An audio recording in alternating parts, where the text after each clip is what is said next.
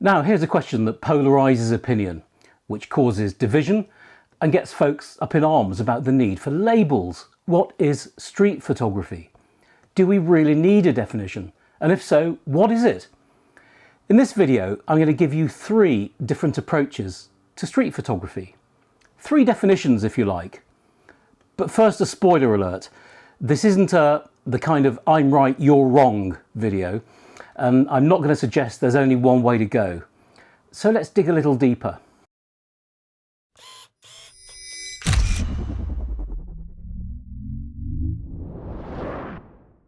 Hello Street Snappers. I hope everyone's safe and well. Brian here with another street photography video. But before I go any further, a big shout out to Mo and to Paul Harrison, who stopped me when I was doing a workshop at the weekend on Saturday in Soho and on the South Bank. Great to meet you guys. I'm sorry I couldn't chat for longer, but it's always good to meet other street photographers in person while I'm out there on the street, so always do say hi. Right, let's get cracking. Lots of people say that labels are not important and we don't need definitions. Street photography is whatever we want it to be. And up to a point, I agree with them. But for people new to street photography, or perhaps those still finding their feet, some explanation can be helpful. Baselines need to be established, parameters set, some terms of reference offered perhaps, which can help folks find their way in what can be quite a confusing world. Whilst there could be a much larger number of definitions of street photography, for the purpose of simplification, let's narrow it down to what I consider to be the 3 main approaches, or definitions if you like. And there's no right or wrong definition here. We must do what works for us individually and not be boxed in to what somebody else thinks we should do. And this is one of the issues with social media, by the way. As soon as you say one thing is right, lots of people will tell you you're wrong. So here's approach number 1, and it's based on the classical or pure definition of street photography. And we can trace this definition way back to where street photography began and where it grew up, from Henri Cartier-Bresson to the likes of Erwitt, Winogrand, Levitt, Meyerowitz, Mermelstein, Cohen and others. So this is a generally accepted definition of street photography. It is photography conducted for art or inquiry that features unmediated chance encounters and random incidents within public places. It's what some people are now referring to as candid public photography, and I rather like that definition. There's usually a moment of some sort. Crucial word here, moment. There's possibly something witty, emotional, evocative, ironic, sad, interesting, whimsical going on. And the other crucial thing here is that the shot was taken without the subject's knowledge, so candid. Maybe it's the extraordinary in the ordinary that makes the picture work, or the unusual in the usual. I love those phrases.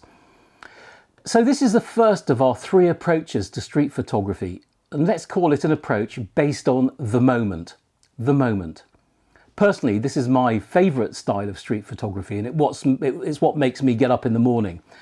It's still very current, and it's a style which I think will always stand the test of time. To put this into perspective, let's flick through a few examples of what I feel fits into this category.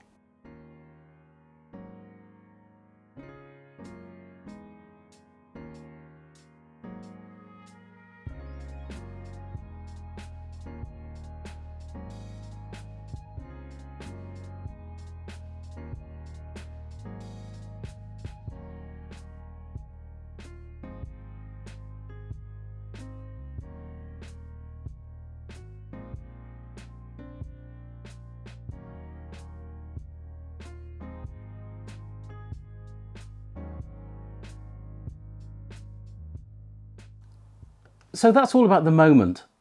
Let's now take a look at an alternative and massively popular approach.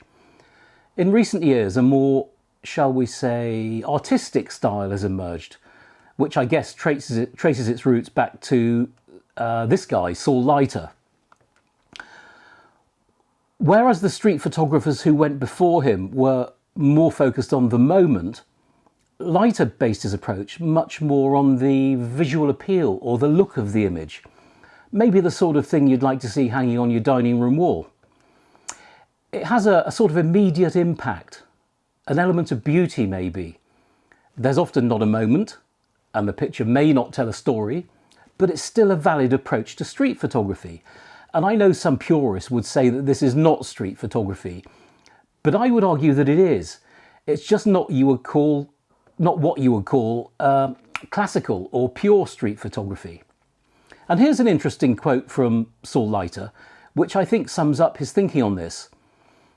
"A window covered with raindrops interests me more than a photograph of a famous person." The sort of image that falls into this category could be based around strong form or shape or a particularly strident colour palette, or maybe it's based on abstraction, or more topically based on the use of light. And this use of light, where you have maybe a person walking through a streak of a sunbeam, a streak of light, maybe it does have some visual punch, but maybe it's not the sort of image that you could really absorb or linger over, and it lacks the enduring appeal of the more classical approach. But hey, maybe Leiter's work just proves me wrong here. So let's call this approach the aesthetic approach. It's become really popular. You'll see many thousands of stunning examples on Instagram. I know it won't appeal to everyone, and some people are really quick to dismiss it, but art is surely about producing something of beauty, and it certainly ticks that box. Maybe not everyone would call this street photography, but it works for me, and it's something I really enjoy doing. But again, I really don't think we should be thinking in terms of what's right or wrong here. We should be celebrating the differences. Then we have a third approach to street photography, and let's call this the narrative or the documentary approach. We often hear that a picture tells a story. Well, that principle can easily apply to street photography too. And for a good example of this, there's no better place to look than Robert Frank and his seminal work, The Americans. Frank took it on himself to document upbeat and downbeat American life in the mid-1950s, the resulting set of images forming an iconic and unforgettable body of work. Another good example of the narrative approach is Don McCullin's work. He's principally known as a photojournalist, but some of his early stuff and his street stuff and some of his more recent street stuff is really, really good. And as you'd expect, storylines are a really important part of that. Then there's Martin Parr, of course, he's produced lots of social documentary work like this project, Think of England. Parr's work is very strongly street and usually contains moments, but with a strong narrative vein running through it. So you've got the two types of street photography blending in here. Also take a look at Tony Ray Jones, who surely influenced Parr, and his A Day Off project about the peculiarities of the English at play. It's fantastic. So all this is still street photography, but it's not an approach you would associate with the likes of Meyerowitz or Winogrand or Gilden even. It's using the street to help you tell a story, and you may find that this is the approach for you. Having said that, it can be really hard to tell a story in a single picture, and this is where projects comes in.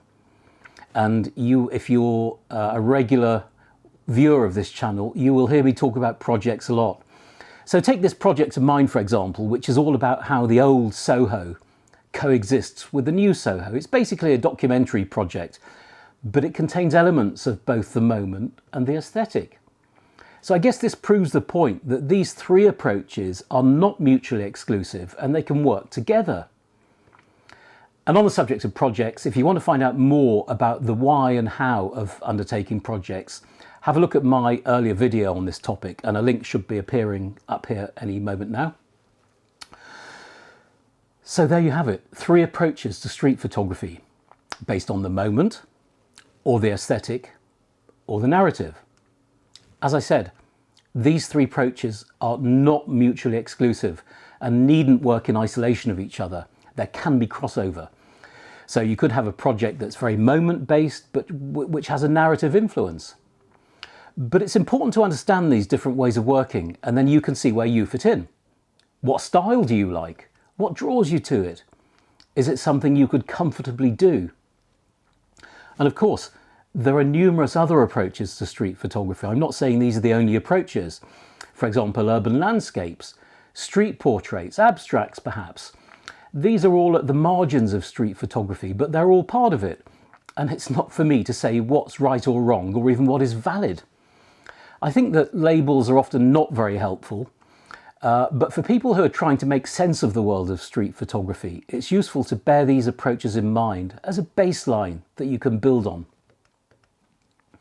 All this, by the way, is of course my personal opinion, and not everyone will agree with how I carve up the genre, and that's fine. And that's the thing about art, isn't it? It is whatever you want it to be.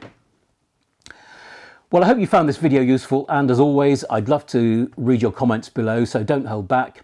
I know I always say this, but it really does help me if you could click the like button and also subscribe to the channel. There's lots more to come, and it's always 100% street. Thanks for tuning in. Bye for now.